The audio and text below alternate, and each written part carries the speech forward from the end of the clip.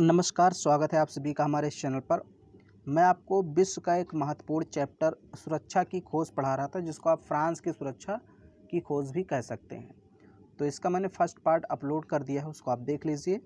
तो first part में मैंने ये सारी चीज़ें आपको पढ़ा दी थी और आज के इस वीडियो में मैं आपको सेकेंड पार्ट में थोड़ा आगे का पढ़ाऊँगा। आपका ये चैप्टर कम्प्लीट हो जाएगा, फिर PDF भी आपको मिल जाएगा। तो यहाँ पर मैं आपको थोड़ा सा बता देता हूँ पहले।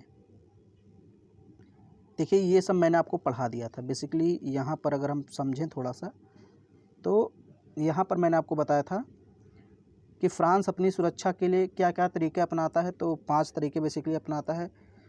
फ्रांस कई देशों से संधियाँ करता है, निशस्त्रीकरण का प्रयास करता है, जेनेवा प्रोटोकॉल 1924 समझौता करता है, लोकार्नो समझौता 1925 में और केलाग ब्रिया समझौता 1928 में। ये सारे तरीके अपनाता है फ्रांस अपनी सुरक्षा के लिए। तो इसमें मैंने आपको फर्स्ट वाले पार्ट में फ्रांस द्वारा विभिन्न संधियाँ पढ़ा दिया था, यानी कि जो ये टॉपिक है आपका, ये कवर हो गया था, ये वाला। यहाँ पर आप देखिए, सारी चीज़ें मैंने आपको फर्स्ट पार्ट में पढ़ा दिया। तो फर्स्ट पार्ट आप देख लीजिए, तभी आपको सेकेंड पार्ट समझ में आएगा, क्योंकि वहीं से मैं स्टार्ट करूँगा जहाँ से मैंने फर्स्ट पार्ट को रोका था। तो देखिए, अब यहाँ पर बात आती है दूसरे पॉइंट की। तो निशस्त्रीकरण जो है, इसका कोई ख़ास रोल नहीं है। ओके, तो इसको हम लोग थोड़ा सा बीच में आएगा तो पढ़ लेंगे। हम लोग को शुरुआत कहाँ से आज से करना है? जेनेवा प्रोटोकॉल से, क्योंकि ये इंपॉर्टेंट है। फिर इसके बाद लोकार्नो पैक्ट और केलाग ब्रिया समझौता, ये तीनों चीज़ें इंपॉर्टेंट है, इसी को हम लोग को पढ़ना है। जेनेवा प्रोटोकॉल सबसे पहले हम बात करते हैं 1924 में हुआ था। ध्यान से समझना, बहुत ज़्यादा इसमें कोई कठिन ये चैप्टर नहीं, बहुत ही आसान चैप्टर है। अंतर्राष्ट्रीय विवादों के शांतिपूर्ण समाधान के लिए जेनेवा प्रोटोकॉल ब्रिटिश प्रधानमंत्री रामसे मैकडोनाल्ड तथा उनके फ्रांसीसी समकक्ष एडवर्ड हैरियट द्वारा प्रस्तुत किया गया। यानी कि ये जो जेनेवा प्रोटोकॉल था, तो इसको एक प्रकार से किसने अस्तित्व में लाया? तो दो लोग थे बेसिकली। एक तो ब्रिटेन के जो प्रधानमंत्री थे, रैमसे मैकडोनाल्ड, कहीं कहीं रैमजे लिखा होता है, कहीं कहीं राम से लिखा होता है, दोनों एक ही चीज़ है। रैमसे मैकडोनाल्ड जो कि ब्रिटिश प्रधानमंत्री थे, और फ्रांसीसी समकक्ष थे, यानी कि इन्हीं के बराबर आप प्रधानमंत्री कह सकते हैं, एडवर्ड हैरियट, ये फ्रांस के प्रधानमंत्री थे। तो इन दोनों ने एक समझौता किया, खासकर जो फ्रांसीसी प्रतिनिधि थे, इन्होंने ही इस पर जोर दिया, क्योंकि इन्हीं को डर था जर्मनी से कि जर्मनी कहीं हम पर आक्रमण न कर दे। तो शुरुआत तो फ्रांसीसी प्रतिनिधि एडवर्ड हैरियट ने की, लेकिन इसमें शामिल कौन था? Ramsay McDonald. इन दोनों ने ये समझौता किया था। हालांकि इसमें और भी देश शामिल होते हैं बाद में। अब इसमें क्या कहा गया कि प्रोटोकॉल में विवादों को हल करने के लिए अनिवार्य पंच फैसले की व्यवस्था की गई। मतलब अगर कोई विवाद होता है, दो देशों में या दो से अधिक देशों में कोई विवाद होता है, तो उसके लिए पंच फैसला किया जाएगा, यानी 5 देशों को बुलाया जाएगा जो मुख्य देश होंगे, और वे जो निर्णय लेंगे उनके फैसले को माना जाएगा। अगर कोई राष्ट्र शांतिपूर्ण ढंग से विवाद को सुलझाने का प्रयास नहीं करता है या पंच फैसले के लिए विवाद प्रस्तुत नहीं करता है, तो और परिषद के आदेशों का पालन नहीं करता है, तो उसे आक्रमणकारी घोषित कर दिया जाएगा, उस पर आर्थिक और सैनिक प्रतिबंध लगाया जाएगा। मतलब जेनेवा प्रोटोकॉल 1924 में कहा गया कि अगर कोई देश पंच फैसले का विरोध करता है या अपने मामले को पंच फैसले के सामने नहीं रखता है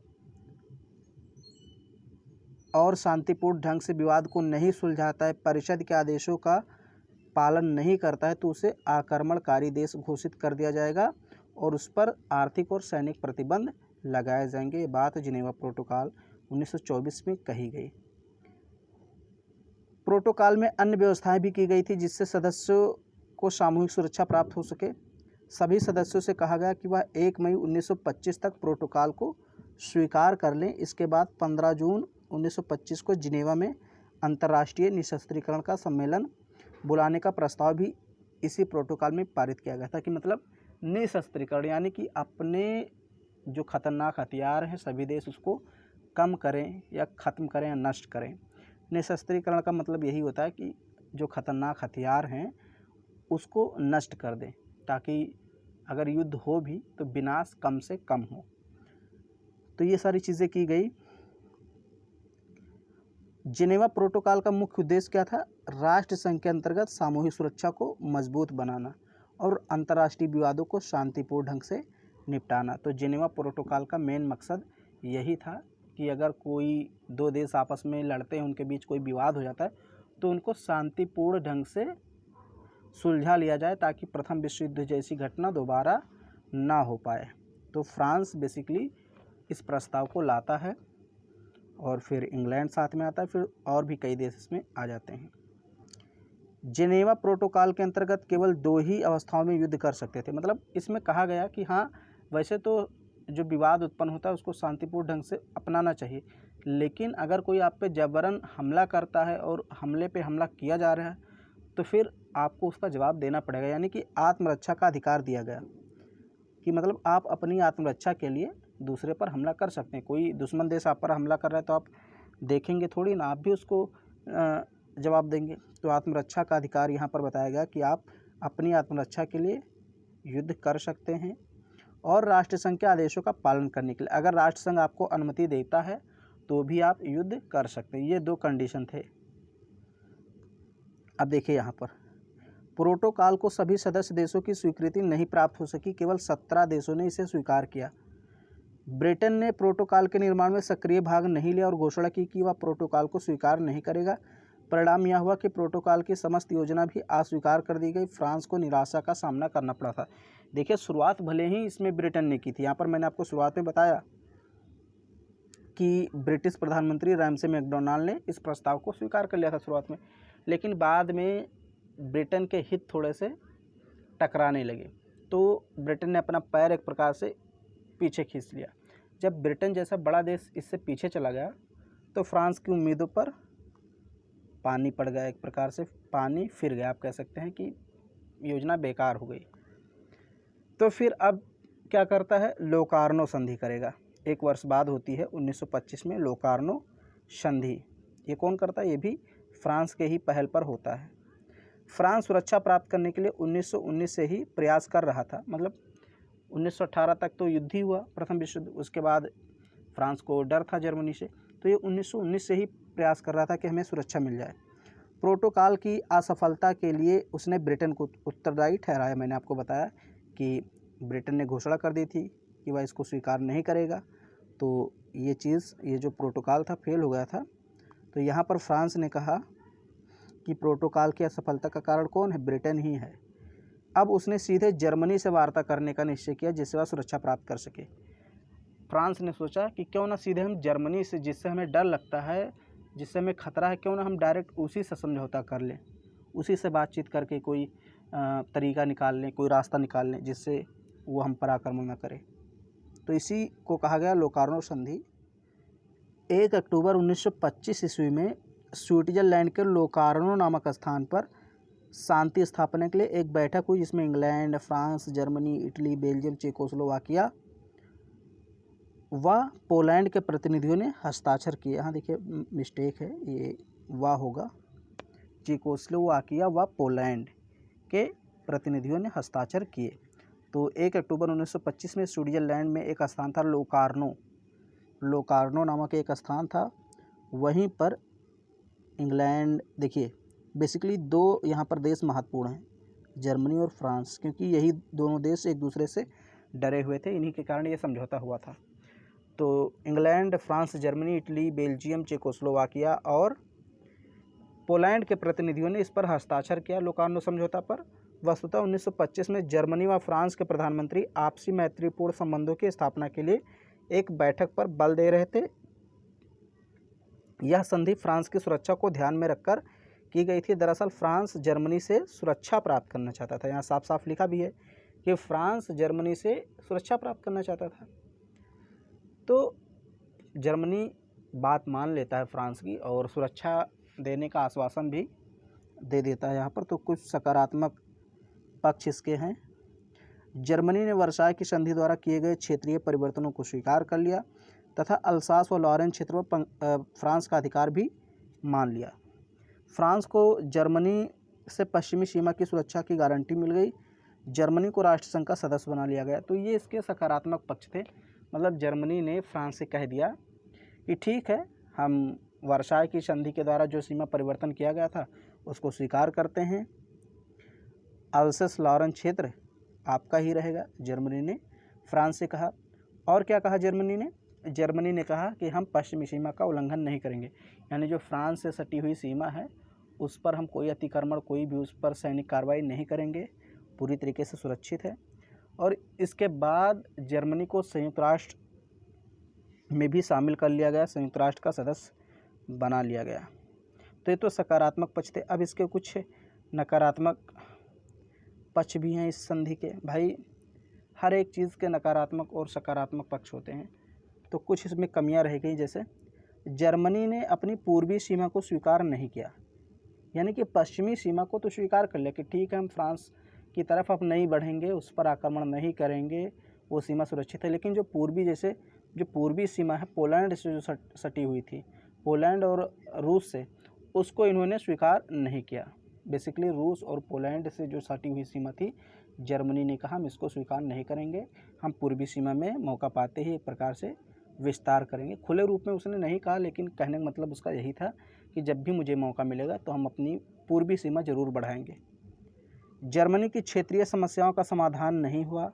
वह डांजिंग नगर और पोलिस गलियारे को किसी भी कीमत पर छोड़ने के लिए तैयार नहीं था। वही पोलिस गलियारा जो कि पोलैंड से होकर जाता था, पोलैंड और बेल्जियम, तो उसको छोड़ने के लिए तैयार नहीं था। सोवियत संघ को, यानी कि जो रूस था, उसको इस संधि में बुलाया नहीं गया, अतः उसने सम्मेलन को साम्यवादी विरोधी सम्मेलन के रूप में देखा। तो रूस को इसमें नहीं बुलाया गया था, तो रूस ने सोचा कि ये जो है ये साम्यवादी विरोधी गुट है, यानी कि साम्यवाद का विरोध कर रहा है, इसीलिए हमको नहीं बुलाया गया। तो ये इसके कुछ सकारात्मक और नकारात्मक पक्ष हुए। तो मैंने आपको लोकार्नो संधि बता दिया, उसके सकारात्मक नकारात्मक पक्ष बता दिए। तो इससे कुछ हद तक युद्ध को एक प्रकार से रोका जा सका, और क्योंकि जर्मनी और फ्रांस दोनों एक दूसरे से आश्वासन प्राप्त कर चुके थे कि हम युद्ध नहीं करेंगे, ना ही आक्रमण करेंगे, लेकिन फिर भी ज़्यादा समय तक युद्ध नहीं रुका।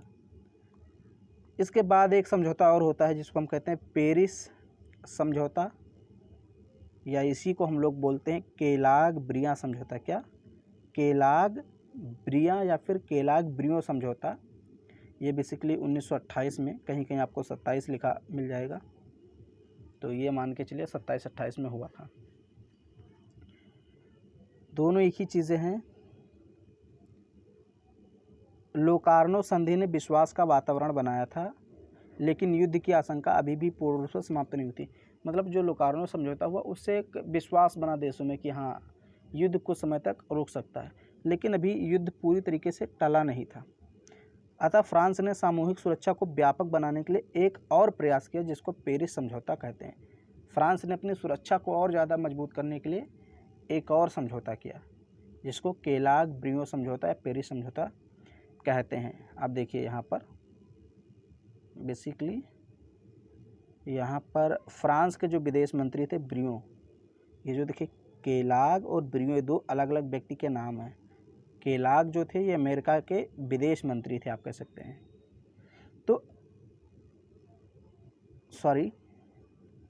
फ्रांस के मंत्री यानी विदेश मंत्री ब्रियों ने 6 अप्रैल 1927 को संयुक्त राज्य अमेरिका की जनता के नाम एक संदेश में यह प्रस्ताव रखा कि फ्रांस और अमेरिका एक ऐसी संधि करे जिससे युद्ध को पूर्ण रूप से वर्जित किया जा सके। मतलब फ्रांस के जो विदेश मंत्री थे ब्रियों, उनका नाम था ब्रियों, तो उन्होंने अमेरिका को एक पत्र भेजा, एक प्रस्ताव भेजा कि हम दोनों एक संधि करें। इसमें क्या होगा कि हम लोग विभिन्न देशों को जोड़ेंगे और ये निश्चित करेंगे कि कोई भी देश किसी भी देश पर आक्रमण ना करे, यानी कि युद्ध को पूर्ण रूप से वर्जित कर दिया जाए, मना कर दिया जाए। अब फ्रांस ऐसा इसलिए कर रहा था क्योंकि फ्रांस जानता था कि अमेरिका एक बड़ा देश है, अगर हम अमेरिका के साथ समझौता कर लेते हैं तो फिर हम पर किसी भी प्रकार का खतरा नहीं रहेगा। इसलिए फ्रांस ने अमेरिका को अपने साथ में लेने का प्रयास किया और उसको पत्र लिखता है 6 अप्रैल 1927 को कि हम लोग को एक ऐसी संधि करनी चाहिए जिससे युद्ध को पूर्ण रूप से वर्जित घोषित कर दिया जाए। तो मैंने आपको ब्रियों बता दिया। ब्रियों कौन था? फ्रांस का विदेश मंत्री। अब यहाँ केलाग की बात आती है। अमेरिका के विदेश सचिव केलाग ने ब्रियो के इस प्रस्ताव को स्वीकार करते हुए यह उत्तर दिया कि इस प्रकार की युद्ध वर्जन घोषणा को विश्वव्यापी बनाया जाए और इसमें अधिक से अधिक राष्ट्रों को शामिल किया जाए। ब्रियो ने इसे स्वीकार कर लिया, यानी दोनों में बात बन गई। फ्रांस ने अमेरिका के पास प्रस्ताव भेजा, अमेरिका ने स्वीकार कर लिया और कहा कि हम इसको विश्वव्यापी बनाएंगे, यानी इसको और देशों में, यानी कि इसमें और देशों को शामिल करेंगे। इस प्रकार ये जो द्विपक्षीय संधि थी ये बहुपक्षीय संधि बन गई 27 अगस्त 1928 को। देखिए प्रस्ताव ये कब लाया गया था? 1927 में, अप्रैल यानी 6 अप्रैल 1927 में। और इसमें सभी देशों ने हस्ताक्षर कब किए? 27 अगस्त 1928 को पेरिस में एक सम्मेलन हुआ। यहाँ पर देखिए हुआ होगा, एक सम्मेलन हुआ जिसमें 15 राष्ट्रों ने भाग लिया। इसमें America, Britain, France, Germany, Italy, Japan, Belgium, Poland, Czechoslovakia आदि देश सम्मिलित थे।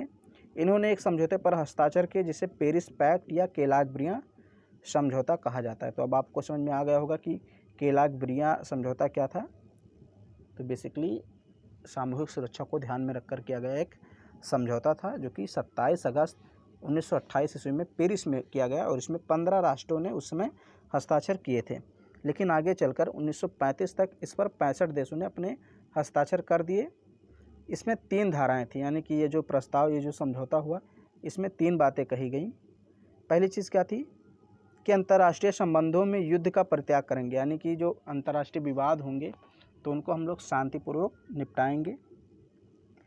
देखिए सभी विवादों का हल शांतिपूर्ण उपायों द्वारा किया जाएगा। अन्य देशों के इसमें सम्मिलित होने की व्यवस्था की जाएगी, यानी कोई दूसरा देश अगर इसमें शामिल होता है इस समझौते में तो उसके लिए कुछ मानक, कुछ चीज़ें निर्धारित की जाएंगी और उसको शामिल कर लिया जाएगा। यह समझौता सामूहिक सुरक्षा को मजबूत करने में असफल रहा। अब ये जो समझौता था ये भी असफल रहा। आप देखते हैं कि 1939 ईस्वी में दूसरा विश्व युद्ध शुरू हो जाता है और ये हुआ कब है? 28 में। तो क्यों ये असफल रहा? दरअसल इसमें कुछ चीज़ें थीं, जैसे यहाँ पर है, यह समझौता सामूहिक रूप से सुरक्षा को मजबूत करने में असफल रहा। इसका मुख्य कारण यह था कि अनेक देशों ने समझौते को अपनी शर्तों के साथ स्वीकार किया था। मतलब ये जो संधि हुई थी इसमें तमाम देशों ने अपनी शर्तें रखी थी कि अगर ऐसा होगा तो हम ऐसा करेंगे, ऐसा होगा तो हम ऐसा करेंगे। तो यहाँ पर क्या क्या शर्तें हैं देख लेते हैं। अमेरिका ने मोनरो और पनामा नहर की सुरक्षा की शर्त लगाई। मतलब इन्होंने कहा कि जो हम मोनरो सिद्धांत में आपको पढ़ाऊंगा, अमेरिका का अलग से वो अलग सिद्धांत है। और अमेरिका ने पनामा नहर की सुरक्षा की शर्त क्या लगाई? मतलब अमेरिका ने कहा कि अगर पनामा नहर पर किसी भी प्रकार का कोई खतरा दिखेगा तो हम युद्ध जरूर करेंगे, यानी हम आत्मरक्षा का प्रयोग करेंगे। ये बात अमेरिका ने कही, यानी कि कहीं ना कहीं उसने संदेश दे दिया कि युद्ध करेंगे। फ्रांस ने आत्मरक्षा तथा संधियों की शर्त लगाई। फ्रांस ने भी कहा कि हम भी आत्मरक्षा का प्रयोग करेंगे। जापान ने घोषणा की कि वह मंगोलिया और मंचूरिया में आत्मरक्षा के अधिकार का प्रयोग करेगा। कहने का मतलब यह है कि जापान ने कहा कि अगर कोई मंचूरिया और मंगोलिया में अपना कदम रखेगा कोई भी देश, तो हम उस पर आक्रमण करेंगे, उसको आगे नहीं बढ़ने देंगे, यानी अपनी आत्मरक्षा हम करेंगे। ब्रिटेन ने सुएज नहर की सुरक्षा की शर्त लगाई। ब्रिटेन ने भी कहा कि सुएज नहर में कोई दखल देगा तो हम भी उस पर आक्रमण करेंगे। कहने का मतलब जितने भी शक्तिशाली देश थे ये युद्ध करने के अपने अधिकार को बरकरार रखते हैं अपने पास। अतः यह समझौता निरर्थक साबित हुआ क्योंकि इसमें सभी ने शर्तों के साथ अपनी अपनी शर्तें रखी थी, अपने अपने समझौते किए हुए थे। तो ये पूरी तरीके से असफल रहा। तो बेसिकली सुरक्षा की खोज में हम लोग इतना ही पढ़ेंगे, इससे ज़्यादा मतलब जो फ्रांस की सुरक्षा है तो इतने ही प्रयास होते हैं। इसके बाद हिटलर का उदय होता है, 1933 में प्रधानमंत्री बनता है, तो उसके बाद सारी चीज़ें होने लगती हैं, आक्रमण होने लगता है। फिर 1939 में आपका क्या कहते हैं उसको, दूसरा विश्व युद्ध हो जाता है। तो अगर वीडियो आपको पसंद आया तो उसको लाइक कर दीजिए, शेयर कर दीजिए। चैनल पर पहली बार आए हैं चैनल को सब्सक्राइब कर लीजिए। और कौन सा टॉपिक आपको विश्व इतिहास में पढ़ना है कमेंट बॉक्स में ज़रूर लिखिए।